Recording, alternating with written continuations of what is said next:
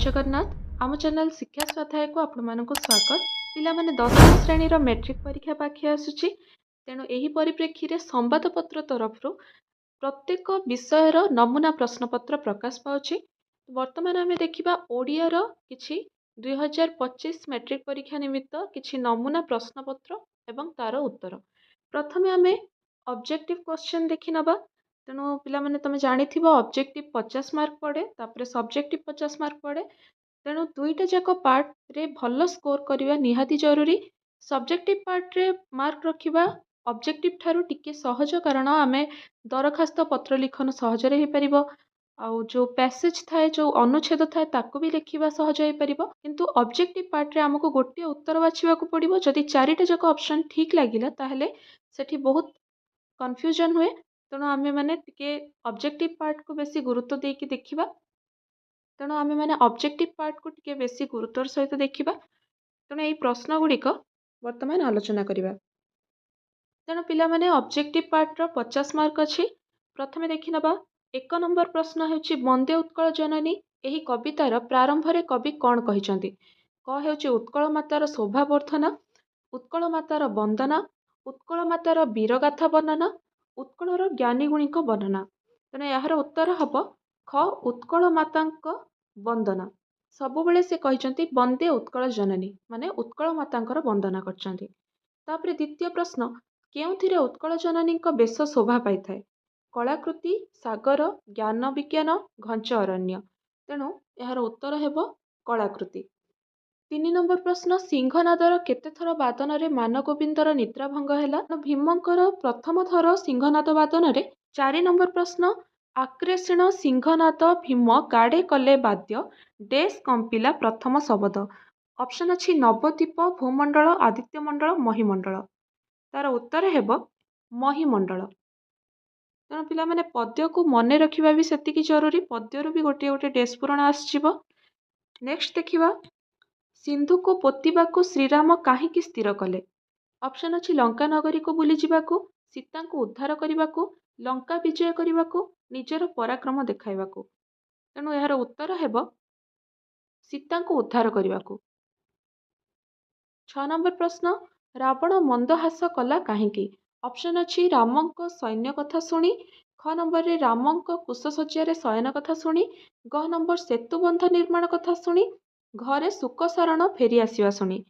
तो यार उत्तर हेब रामंक कुशसज्जा शयन कथा शुणी। 7 नंबर रे अनुकंपा सीता को केउ नाम रे संबोधन करचंती? जानकी, सती राज्यर रानी, वैदेही, सती सीते। तो यार उत्तर हेउची 8 नंबर प्रश्न, मृत्युंजय तुम्हे उत्कल भुवने एठारे मृत्युंजय किए? ऑप्शन अछि क रे राधानाथ राय, उपेन्द्र भंज, नंदकिशोर बल, बलदेव रथ।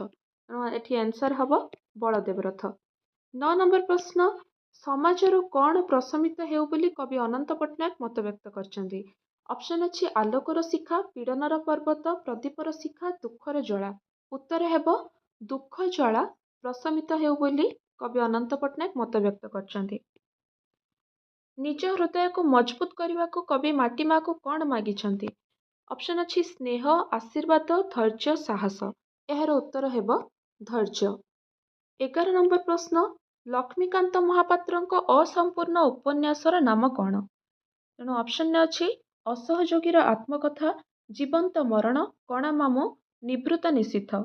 यार उत्तर हेब कणा मामू। 12 नंबर प्रश्न, नुआ नुआ कविता लिखि कांत कवि काहार श्रद्धाभाजन होइथिले? एठार ऑप्शन अछि क रे हेमचंद्र सरकार, ख रे गोपबंधु दास, ग रे विश्वनाथ कर, घ रे राधानाथ राय। पिला माने टिके ऑप्शन उल्टा पलटा हो जाइछि। एठारे आंसर हब ख गोपबंधु दास। 13 नंबर प्रश्न, जन्मभूमि प्रबंधटी प्राबंधिकक केउ मूल पुस्तकर आछि? ऑप्शन अछि प्रबंध मानस, प्रबंध प्रवाह, इतिहास और किंबदंती, मो समयर ओडिशा। तेणु एठारे आंसर हब प्रबंध मानस। 14 नंबर प्रश्न, त्याग मार्ग रे दीक्षित होई विषयर मालिक हेले कौन हुए? सभ्यता पूर्ण विकसित हुए, मनुष्यर आत्मसंयमर पराकाष्ठा देखा जाए, मनुष्यर सर्वविध उन्नति हुए, भोग मार्गगामी जाति ठारू पथ संपूर्ण पृथक हुए। तो यार आंसर हब घ भोग मार्गगामी जाति ठारू पथ संपूर्ण पृथक हुए। इंग्रेजी पढ़ुआ कृषक माने कृषि विषय रे मातृभाषार केउं कथा भूली जाउछन्ति। ऑप्शन हेउछि technical theory, technical idea, technical idiom, technical knowledge. एହାର आंसर हबो टेक्निकल इडियम। 16 नंबर प्रश्न, शरत चंद्र गुप्त परवर्ती काल रे केउं नाम रे परिचित होइतिले। एହାର ऑप्शन अछि स्वामी शिवानंद, स्वामी सदानंद, स्वामी निरंजनानंद, स्वामी रामकृष्णानंद। एହାର आंसर हबो स्वामी सदानंद। मधुसूदन राव मुख्यतः केउं प्रकार कवि थिले। ऑप्शन अछि कल्पनावादी, आध्यात्मवादी, वास्तववादी, वामवादी। एହାର आंसर हबो आध्यात्मवादी। 18 नंबर प्रश्न, ओडिया साहित्यर प्रथम प्रबंधर नाम कौन। ओडिया साहित्यर प्रथम प्रबंधर नाम हेउछि विवेकी। 19 नंबर प्रश्न, माटीर मनीष उपन्यासटी केउं लेखकंकर एक कालजयी कृति अटे। ऑप्शन अछि कालिंदी चरण पाणिग्राही, अन्नदा शंकर राय, भगवती चरण पाणिग्राही, वैकुंठनाथ पट्टनायक। एହାର आंसर हबो कालिंदी चरण पाणिग्राही। 20 नंबर प्रश्न, किए नाट्य भारती भाव में यशस्वी होइछन्ति। ऑप्शन हेउछि वैष्णव पाणी, कामपाल मिश्र, अश्विनी कुमार घोष, गोपाल छटराय। तेणु यार आंसर हबो अश्विनी कुमार घोष। 21 नंबर प्रश्न, लेखक काठुरिया को चेना चोपड़ा सब भल करी गोटाई देबाकू काहींकी कहिले। ऑप्शन हेउछि काठ नष्ट होइजिवो बोली, स्थानटी अपरिष्कार दिसुथिबारु, मोती पादरे पशिजिवो बोली, निजे गोटाई पारिबे नाही बोली। एହାର आंसर हबो मोती पादरे पशिजिवो बोली। 22 नंबर प्रश्न, काठुरिया गाल्पिकंक सम्मुख को आसी कौन कहिले। ऑप्शन अछि काठ काटिबु बाबू, आपण काठ चिराइबे, आपण बाबू काठ कटाइबे, काठ काटिबे कि बाबू। एହାର ठीक आंसर हबो काठ काटिबु बाबू। 23 नंबर प्रश्न, गल्पानुसारे रंधनशाला केउं मांस रंधन करा जाउथबार उल्लेख रहिछि। एହାର ऑप्शन अछि छेली मांस, कुकुड़ा मांस, मयूर मांस, ठेकुआ मांस। तो एठी आंसर हबो कुकुड़ा मांस। 24 नंबर प्रश्न, दयानदी कूଳରେ कलिंग युद्ध हेबार अवश्यंभावी कारणटी कौन थिला। ऑप्शन अछि घंच अरण्य परिपूर्ण थिबारु, पहाड़ निकटरे थिबारु, विस्तारित क्षेत्र थिबारु, नईकूल होइथिबारु। एହାର आंसर हबो विस्तारित क्षेत्र थिबारु। 25 नंबर प्रश्न, मते जेते माठिबु माठ गल्परे एहा काहा उद्देश्य उल्लेख करा जायछि। ऑप्शन अछि नटवर बाबू, मधु तिआड़ी, नटवर बाबूंक बड़ झियो, नटवर बाबूंक सान झियो। एହାର आंसर हबो नटवर बाबूंक सान झियो। 26 नंबर प्रश्न, केउं कथाटी मनीष, पशुपक्षी, गछलता क्षेत्र में समान देखा दिए। ऑप्शन अछि कृतज्ञ हेबा, सम्मान खोजिबा, अकृतज्ञ हेबा, उत्साहित हेबा। एହାର आंसर हबो अकृतज्ञ हेबा। फल्गु नाटक रे केउं परिवारर चित्र देखिबाकू मिलिथाए। ऑप्शन अभिजात्य परिवार, शिक्षित परिवार, मध्यवित्त परिवार, अशिक्षित परिवार। एହାର आंसर हबो मध्यवित्त परिवारर चित्र देखिबाकू मिलिथाए। सुब्रत को आनुमानिक बयस केते थिला।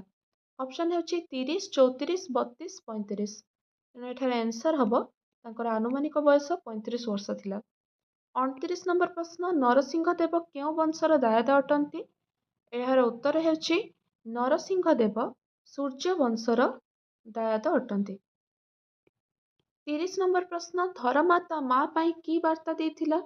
ऑप्शन अछि मंदिरर चूली मारी चली जाउछि, 1200 बढेईଙ୍କ जीवन बंचेई चली जाउछि, बापाଙ୍କ नाँ रखी मु चली जाउछि, मांको इच्छा पूरण करी चली जाउछि। तेणु यार आंसर हबो बापाଙ୍କ नाँ रखी मु चली जाउछि। 31 नंबर प्रश्न, वाक्य मध्यरे काहा परे केउं पद रहिले भावको स्पष्ट बुझी होइथाए। एହାର ऑप्शन हेउछि योग्यता, आकांक्षा, आसक्ति, वाक्यांश। तेणु यार आंसर हबो आसक्ति। वर्तमान पिला माने 30 टी प्रश्न आमर विषय भित्तिक, आउ 20 टी प्रश्न व्याकरण रु आछि। तो वर्तमान आमे व्याकरण विभाग रे 31 नंबर पाखर प्रश्नर आलोचना करिबा।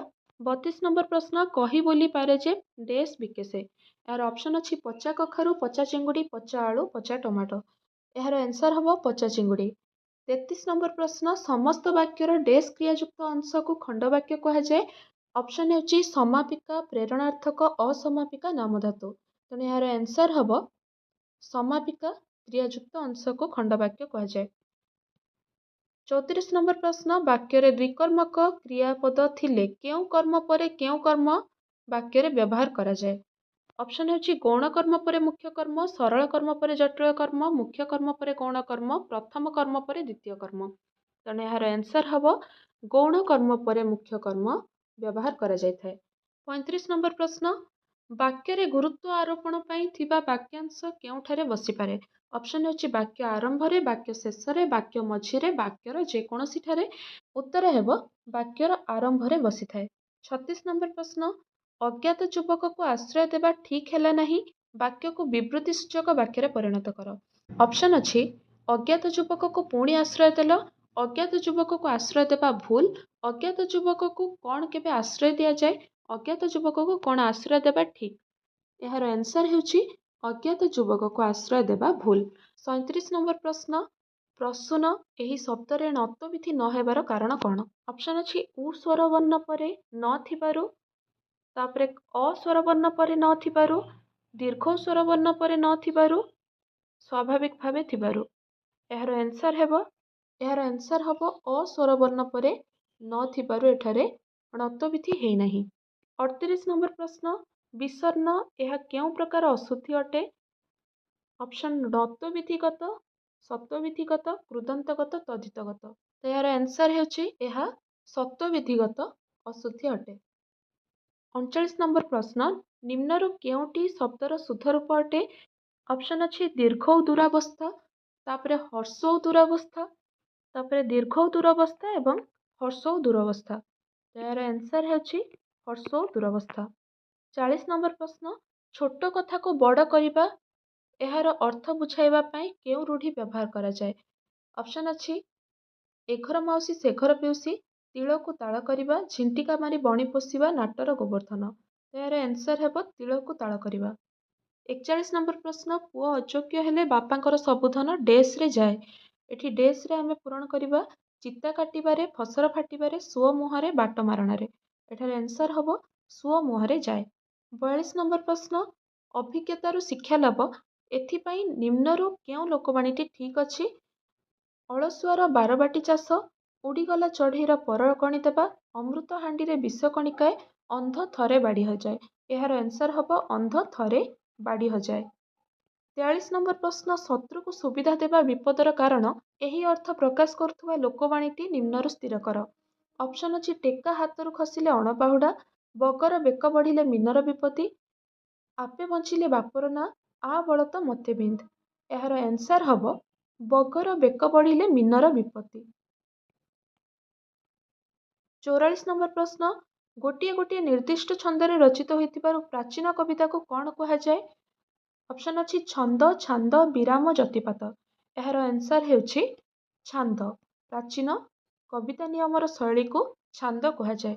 45 ନମ୍ବର ପ୍ରଶ୍ନ, ଧନ ଅର୍ଜନେ ଧର୍ମ କରି ଧର୍ମେ ପ୍ରାପତ ନରହରି, ଛନ୍ଦ ନିୟମାନୁସାରେ ଉପରୋକ୍ତ ପଦ୍ୟାଂଶଟି କେଉଁ ଛନ୍ଦ ଅନ୍ତର୍ଗତ ଅଟେ?